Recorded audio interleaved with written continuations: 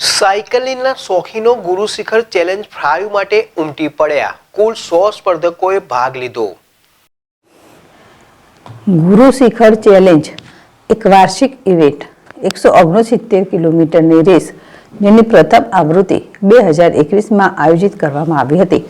આ 5મી આવૃત્તિ હતી અને આ સ્પર્ધકોની સંખ્યા 100ના જાદુઈ આંકડાને સ્પર્શી ગઈ હતી.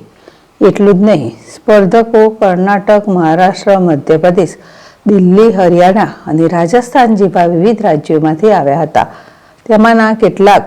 તેમાંના રાજ્યનું પ્રતિનિધિત્વ કરતા હતા અને પ્રોફેશનલ રેસ નિયમિત કરતા હતા અને ખૂબ ઝડપથી સાયકલ ચલાવવામાં કુશળ હતા. ઇનામની રકમ પણ અગાઉની રકમ કરતાં વધુ હતી. રસ્તામાં હાઇડ્રેશન અને પોષણ માટે રાઇડર્સને ટેકો આપતા 85 સ્વયંસેવકો હતા. રેસની શરૂઆત મહેસાણાના મુખી આર્કડ રામોસના ચોકડીથી સવારે 5 વાગે થઈ હતી. મિલાપભાઈ ડીવાયએસપી મહેસાણા, ઓએનજીસી એસેટ મહેસાણાના બાલકૃષ્ણન, જેકે લક્ષ્મી સિમેન્ટના મહેન્દ્રભાઈ ગઢવી અને ટાટા સ્ટીલના કિશોરભાઈ મુંદ્રાએ રેસની ફ્લેગ ઓફ કરાવ્યો હતો.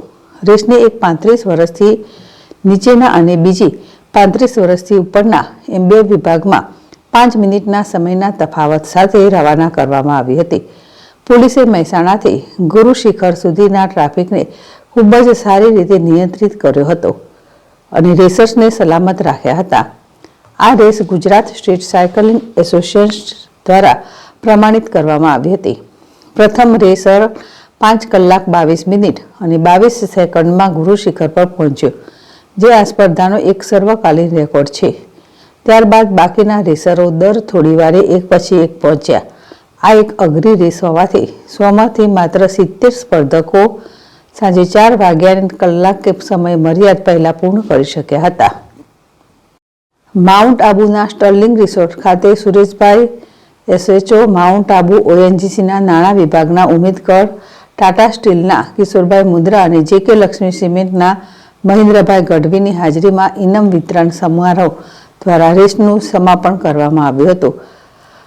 આ રેસ પૂરી થયા પછી ઇન્ડિયન સાયકલ ક્લબના ચેરમેન મુકેશભાઈ દ્વારા સર્વે સ્પર્ધકો આયોજન સુચારુ બને તે માટે કાર્યકર્તાઓ, વહીવટીતંત્ર અને આર્થિક સહયોગ આપનાર દાતાઓનો આભાર માન્યો. લોકો કસરત કરીને એક સ્વસ્થ, તંદુરસ્ત, ખેલદિલ સમાજ અને પ્રદૂષણ મુક્ત ભારત બનાવે તે માટે સાયકલને રોજિંદા જીવનમાં સમાવેશ કરે તે માટે આગ્રહ કર્યો હતો. અવિન ભાવસાર, જેડેશ ટીવી, મહેસાણા.